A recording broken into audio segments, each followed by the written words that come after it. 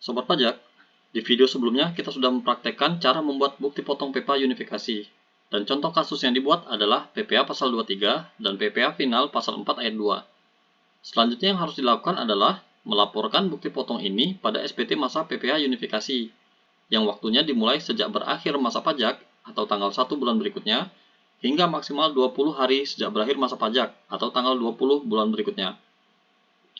Oh iya, sebelum kita lanjutkan praktik cara membuat SPT, di sini perlu saya sampaikan dulu bahwa berdasarkan informasi yang kami peroleh pada saat simulasi di kantor pelayanan pajak, khususnya mengenai konsep pelaporan SPT masa pada aplikasi Cortex ini, bahwa SPT masa itu harus dibuat runut per bulan, yang apabila ada 1 bulan saja yang belum dilaporkan SPT masanya, maka tidak bisa dilompati untuk membuat SPT masa berikutnya.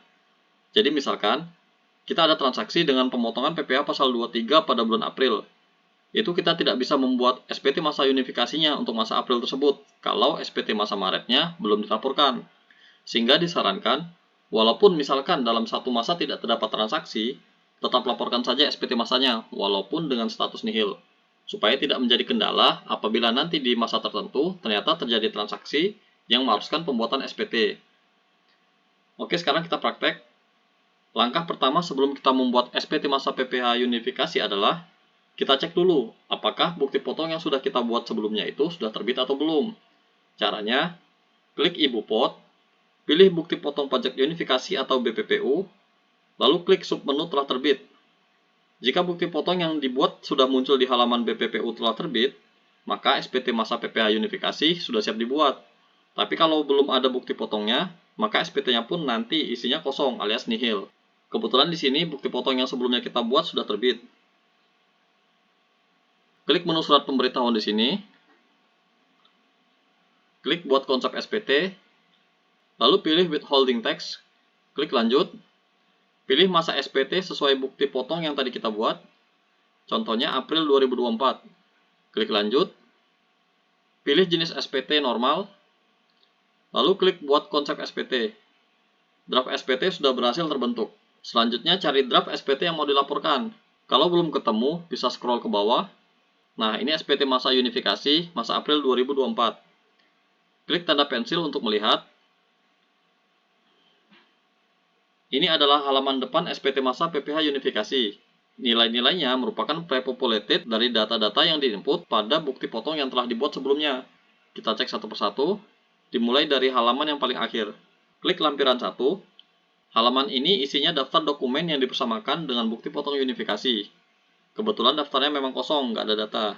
Lanjut klik daftar 2. Ini isinya daftar PPh yang dibayar atau di-store sendiri. Kebetulan kali ini daftarnya juga kosong. Lanjut klik daftar 1. Ini isinya daftar bukti potong atau pungut PPh unifikasi, seperti contoh yang sebelumnya kita buat. Nah, ini data nilai bukti potongnya sudah masuk. Scroll ke bawah, isinya bukti potong non-resident, kebetulan kosong juga. Selanjutnya kita klik halaman induk. Halaman ini merupakan rekap dari daftar atau lampiran yang ada di halaman-halaman belakangnya. Kita lihat, ada pasal 4 ayat 2 yang terisi 2 transaksi.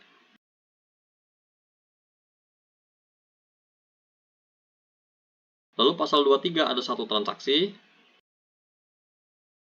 Pasal 15 kosong. Pasal 22 kosong. Pasal 26 kosong. Kalau data sudah sesuai, centang pada pernyataan. Lalu klik bayar dan lapor. Muncul pop-up penanda tangan dokumen. Pilih penyedia tanda tangan. Kalau tidak punya, pilih kode otorisasi DJP. Masukkan passphrase yang sudah dibuat pada saat pembuatan sertifikat digital. Klik simpan. Lalu klik konfirmasi tanda tangan. Tanda tangan sukses. Nah, sekarang kita ada di halaman SPT menunggu pembayaran, dan secara otomatis e-billing atas PPh unifikasi ini terbentuk. Kita buka e-billing yang sudah terdownload. Nah, seperti ini tampilan kode billingnya. Ada kode 411124 atau pasal 23, dan kode 411128 atau pasal 4 ayat 2. Nilainya digabung menjadi satu billing. Kita kembali ke Cortex. Sekarang, draft SPT masa unifikasi ini berada di halaman SPT menunggu pembayaran. Kita cek. PPh unifikasi April 2024. Geser ke kanan. Statusnya menunggu pembayaran. Nah, kalau billing yang tadi di-download sudah dibayar, maka draft ini akan otomatis berpindah ke halaman SPT dilaporkan, yaitu di halaman yang ini.